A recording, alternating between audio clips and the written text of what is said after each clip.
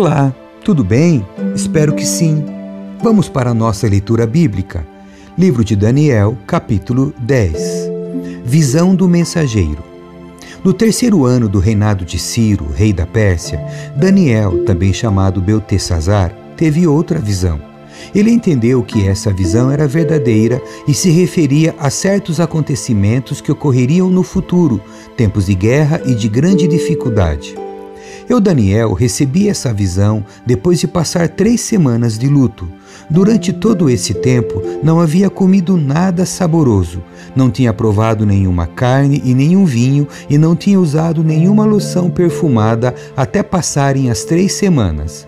Em 23 de abril daquele ano, estava em pé próximo ao grande rio Tigre. Levantei os olhos e vi um homem vestido com roupas de linho e um cinto de ouro puro. Seu corpo era semelhante a uma pedra preciosa, seu rosto faiscava como relâmpago, e seus olhos eram como tochas acesas. Seus braços e seus pés brilhavam como bronze polido, e sua voz era como o som de uma grande multidão. Somente eu, Daniel, tive essa visão. Os homens que estavam comigo não viram coisa alguma. De repente, porém, eles se encheram de terror e correram para se esconder. Assim, fiquei ali sozinho e tive essa visão extraordinária. Perdi as forças, fiquei muito pálido e quase desfaleci. Então ouvi o homem falar e ao som de sua voz perdi os sentidos e fiquei ali estendido com o rosto no chão. Nesse instante, a mão de alguém me tocou e me pôs ainda trêmulo sobre minhas mãos e meus joelhos. E o homem me disse: Daniel, você é muito precioso para Deus, por isso ouça com atenção o que tenho a lhe dizer. Levante-se, pois fui enviado a você. Quando ele me disse isso, me levantei ainda tremendo. Em seguida ele disse: não tenha medo, Daniel, pois desde o primeiro dia em que você começou a orar por entendimento e a se humilhar diante de seu Deus, seu pedido foi ouvido. Eu vim em resposta à sua oração. Por 21 dias, porém, o príncipe do reino da Pérsia me impediu. Então Miguel, um dos príncipes mais importantes, veio me ajudar, e eu deixei ali com os reis da Pérsia. Agora estou aqui para explicar o que acontecerá com seu povo no futuro, pois essa visão se refere a um tempo que ainda está por vir. Enquanto ele falava comigo, eu olhava para o chão sem conseguir dizer uma única palavra. Então aquele que se parecia com um homem tocou meus lábios e eu abri a boca e comecei a falar. Disse aquele que estava diante de mim: meu senhor, estou angustiado por causa da visão que tive e me sinto muito fraco. Como é possível alguém como eu, seu servo, falar com meu senhor? Minhas forças se foram e mal consigo respirar. Então aquele que se parecia com um homem tocou em mim novamente e senti minhas forças voltarem. Não tenha medo, ele disse, pois você é muito precioso para Deus. Que a paz esteja com você. Tenha ânimo, seja forte. Enquanto ele falava, logo me senti mais forte e disse: fale, meu senhor, pois me fortaleceu. Então ele disse: você sabe por que eu vim? Em breve terei de voltar para lutar com o príncipe do reino da Pérsia, e depois disso virá o príncipe do reino da Grécia. Mas agora lhe direi o que está escrito no livro da verdade. Ninguém me ajuda na luta contra esses príncipes, exceto Miguel, o príncipe de vocês. Capítulo 11. Tenho acompanhado Miguel para apoiá-lo e fortalecê-lo desde o primeiro ano do reinado de Dario, o Medo. Reis do sul e do norte. Agora, portanto, eu lhe revelarei a verdade. Outros 3 reis persas reinarão e serão sucedidos pelo 4º rei, muito mais rico que os outros. Ele usará sua riqueza para instigar todos a lutarem contra o reino da Grécia. Então surgirá um rei poderoso que governará com grande autoridade e realizará tudo o que deseja fazer. Mas no auge de seu poder, seu reino será quebrado e dividido em 4 partes. Não será governado pelos descendentes do rei e o reino não terá a mesma autoridade de antes, pois seu império será arrancado fora e entregue a outros.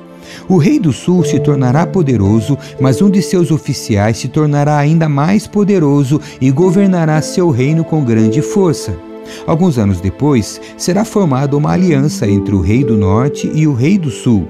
A filha do rei do sul se casará com o rei do norte para garantir a aliança, mas tanto ela como seu pai perderão a influência sobre ele. Ela será abandonada junto com aqueles que a apoiam. Mas, quando um de seus parentes se tornar o rei do sul, ele reunirá um exército, entrará na fortaleza do rei do norte e o derrotará. Quando ele voltar ao Egito, levará os ídolos dele e também objetos valiosos de ouro e prata. Por alguns anos deixará o rei do norte em paz. Mais tarde, o rei do norte invadirá o reino do sul, mas logo voltará para sua terra. Os filhos do rei do norte, porém, reunirão um exército poderoso que avançará como uma inundação e levará a batalha até a fortaleza do inimigo. Enfurecido, o rei do sul sairá para lutar contra o grande exército reunido pelo rei do norte e o derrotará. Depois que o exército inimigo for vencido, o rei do sul se tornará orgulhoso e executará muitos milhares de inimigos. Sua vitória, porém, não durará muito tempo. Alguns anos depois, o rei do norte voltará com um exército bem equipado, muito maior que antes. Nessa ocasião, haverá uma rebelião geral contra o rei do sul. Homens violentos de seu povo, Daniel, se juntarão a eles em cumprimento desta visão, mas serão derrotados. Então o rei do norte virá e cercará uma cidade fortificada e a conquistará. Nem as melhores tropas do sul conseguirão resistir a esse ataque. O rei do norte continuará a avançar sem oposição. Ninguém será capaz de resistir-lhe. Ele se deterá na terra gloriosa, decidido a destruí-la. Fará planos de vir com a força de todo o seu reino e formará uma aliança com o rei do sul. Dará sua filha em casamento a fim de derrubar o reino, mas seu plano falhará. Depois disso, voltará sua atenção para o litoral e conquistará muitas cidades. No entanto, um comandante de outra terra acabará com sua insolência e o fará retirar-se envergonhado. Ele se refugiará em sua própria fortaleza, mas tropeçará e nunca mais será visto. Seu sucessor enviará um cobrador de impostos para manter o esplendor real. Depois de um breve reinado, porém, ele morrerá, mas não como resultado de ira nem da batalha. O próximo a subir ao poder será um homem desprezível que não faz parte da linhagem real. Ele se infiltrará quanto menos se espera e assumirá o controle do reino por meio de intrigas.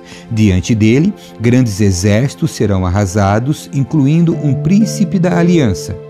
Com promessas enganosas, fará várias alianças. Apesar de ter apenas um punhado de seguidores, ele se tornará forte. Sem aviso, entrará nas regiões mais ricas da terra e distribuirá entre seus seguidores o despojo e os bens dos ricos, coisas que seus antecessores nunca fizeram. Fará planos para conquistar fortalezas, mas isso durará pouco tempo. Então, juntará coragem e reunirá um grande exército contra o rei do sul. Ele sairá para a batalha, mas de nada adiantará, pois haverá conspirações contra ele. Sua derrota será causada por gente de sua própria confiança. Seu exército será arrasado e muitos serão mortos. Decididos a fazer o mal, esses reis tentarão enganar um ao outro enquanto estiverem à mesa de negociações, mas isso não fará diferença alguma, pois o fim chegará no tempo determinado. O rei do norte voltará para casa com muitas riquezas. No caminho, ele se colocará contra o povo da Santa Aliança e fará grandes estragos antes de seguir viagem. Então, no tempo determinado, ele voltará a invadir o sul, mas dessa vez o resultado será diferente. Ele se assustará com os navios de guerra do litoral oeste e voltará para casa. Então descarregará sua ira sobre o povo da Santa Aliança e recompensará os que abandonarem a aliança. Seu exército tomará a fortaleza do templo, contaminará o santuário, acabará com os sacrifícios diários e colocará ali uma terrível profanação. Ele usará de adulação e conquistará os que violaram a aliança, mas aqueles que conhecem seu Deus serão fortes e resistirão. Líderes sábios instruirão a muitos, mas esses mestres morrerão pela espada e pelo fogo, ou serão capturados e saqueados. Durante essas perseguições, receberão pouca ajuda e muitos que se juntarem a eles não serão sinceros. Alguns dos sábios serão vítimas de perseguição e desse modo serão refinados, purificados e limpos até o tempo do fim, pois o tempo determinado ainda está por vir. O rei fará o que bem entender, se exaltará, afirmará ser maior que todos os deuses e chegará a blasfemar contra o Deus dos deuses. Terá êxito, mas apenas até que se complete o tempo da ira, pois aquilo que foi determinado certamente acontecerá. E não respeitará os deuses de seus antepassados, nem o Deus preferido das mulheres, nem Deus algum, pois dirá que é maior que todos eles. Em lugar deles, adorará o Deus da fortaleza, um Deus que seus antepassados não conheceram, e lhe dará honras com ouro, prata, pedras preciosas e presentes caros. Dizendo contar com a ajuda desse Deus estrangeiro, atacará as fortalezas mais poderosas, honrará os que se sujeitarem a ele e os nomeará para cargos de autoridade e dividirá a terra entre eles como recompensa. Então, no tempo do fim, o rei do sul lutará contra o rei do norte. O rei do norte atacará com carros de guerra e seus condutores e com muitos navios, invadirá várias terras e as arrasará como uma inundação. Entrará na terra gloriosa e muitas nações cairão, mas Moabe, Edom e a maior parte de Amon escaparão. Ele conquistará muitos países e nem mesmo o Egito escapará. Tomará para si o ouro, a prata e os tesouros do Egito, e os líbios e os etíopes serão seus servos. Mas então chegarão notícias do leste e do norte que o deixarão alarmado, e ele partirá enfurecido para destruir e aniquilar muitos. Armará suas tendas entre o monte santo e glorioso e o mar. Enquanto estiver ali, porém, chegará seu fim e ninguém o ajudará. Capítulo 12. O tempo do fim. Nessa época, Miguel, o grande príncipe que guarda seu povo, se levantará. Haverá um tempo de angústia como nunca houve desde que as nações vieram a existir. Nesse tempo, porém, todos de seu povo que tiverem o nome escrito no livro serão salvos. Muitos dos que estão mortos e enterrados ressuscitarão, alguns para a vida eterna e outros para a vergonha e a desonra eterna. Os sábios brilharão intensamente como o esplendor do céu, e os que conduzem muitos à justiça resplandecerão como estrelas para sempre. Mas você, Daniel, mantenha essa profecia em segredo. Sele o livro até o tempo do fim, quando muitos correrão de um lado para o outro e o conhecimento aumentará.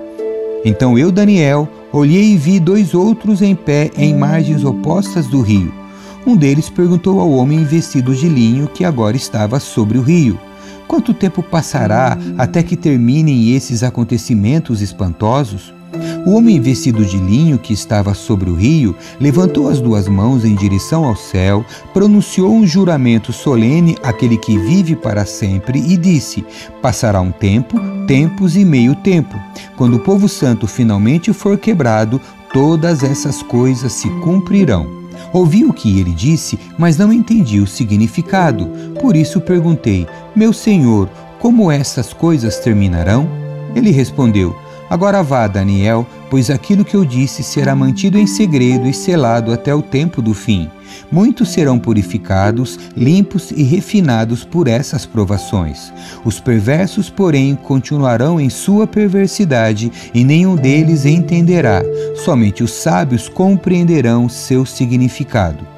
A partir do momento em que o sacrifício diário for suspenso e a terrível profanação for colocada ali, haverá 1290 dias. Feliz aquele que esperar e permanecer até o fim por 1335 dias. Quanto a você, siga seu caminho até o fim. Você descansará e no final dos dias se levantará para receber sua herança. Amém. E assim terminamos a leitura do livro de Daniel. Deus abençoe você. Tchau.